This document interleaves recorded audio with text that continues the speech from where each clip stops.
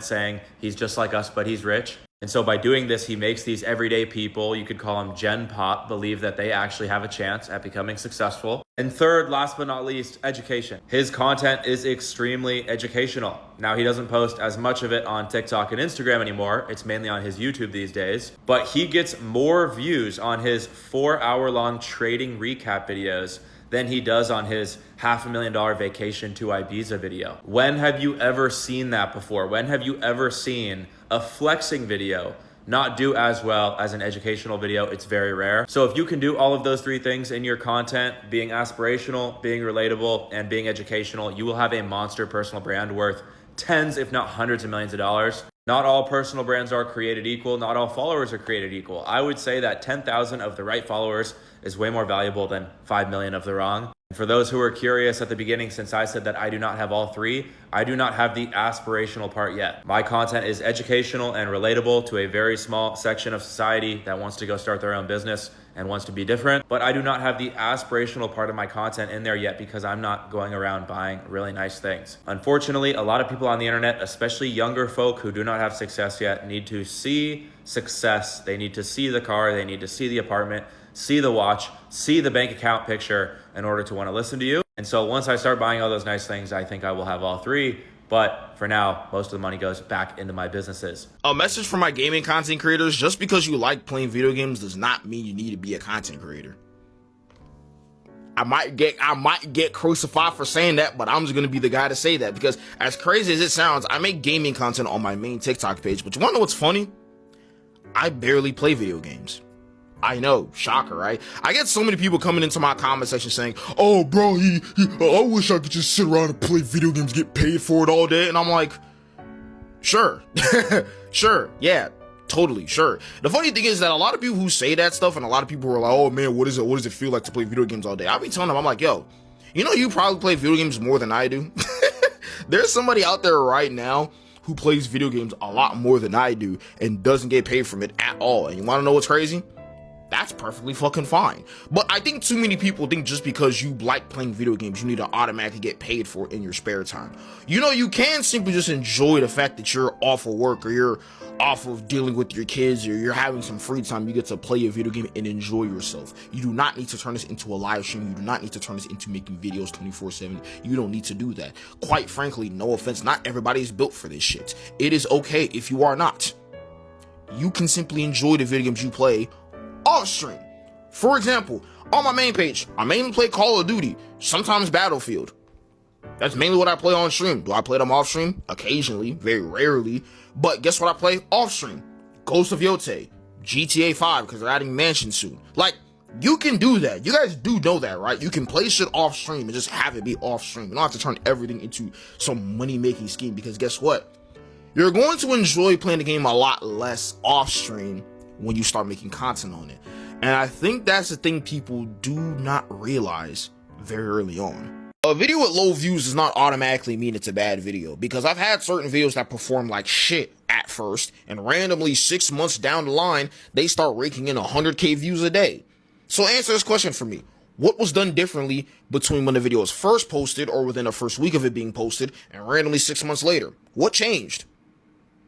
Absolutely nothing. The hashtags didn't change, nothing changed, no paid promotion was done on the video. Randomly, they just started taking off. That's the point I'm trying to make. Too many people think, damn, I fucked up and maybe I did something wrong in that video. No. That's just how certain videos perform. Sometimes the algorithm just doesn't want to push that video, and it's fine. Because like I said, what changed in that video between when it was getting 4,000 views a day versus 100,000 views a day? Nothing changed. No crazy event happened. Nothing. It's just that platform decided to start pushing that video a little more than usual.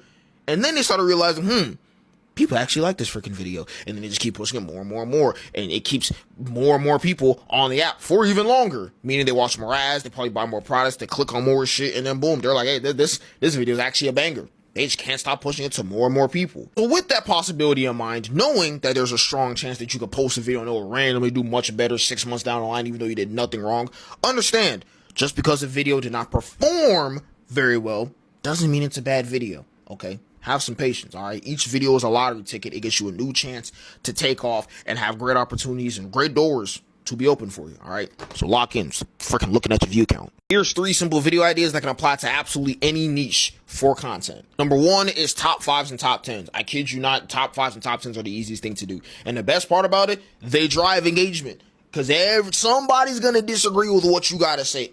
There's no such thing as a perfect top 5, top 10. It does not matter. Somebody will disagree with you. Or somebody's going to troll and act like they disagree with you. Or if they agree with you, they're going to be like, oh, let him cook. Let him rank again. Yada, yada. The second one is basically like the first one, which is best and worst of anything. So let's say, for example, you make music content. Best songs of this era. Worst songs of this era. Or a particular artist. Best albums by this artist. Worst albums by this artist. Worst features by this artist. Best features by this artist. Like, dude, there are so many freaking things that y'all can do with best and worst. It's crazy. And the third one is hot takes. I kid you not. Everybody has a music hot take. Everybody has a gaming hot take. Everybody has a hot take regarding fitness. Everybody has something that they believe that a lot of people will disagree with them on. Okay, it's okay, all right? A lot of y'all are a little scared because you're scared of some dude with no profile picture who follows 18,000 people with 2 followers. You're upset that that stupid motherfucker is going to be upset and talk shit to you. Who cares?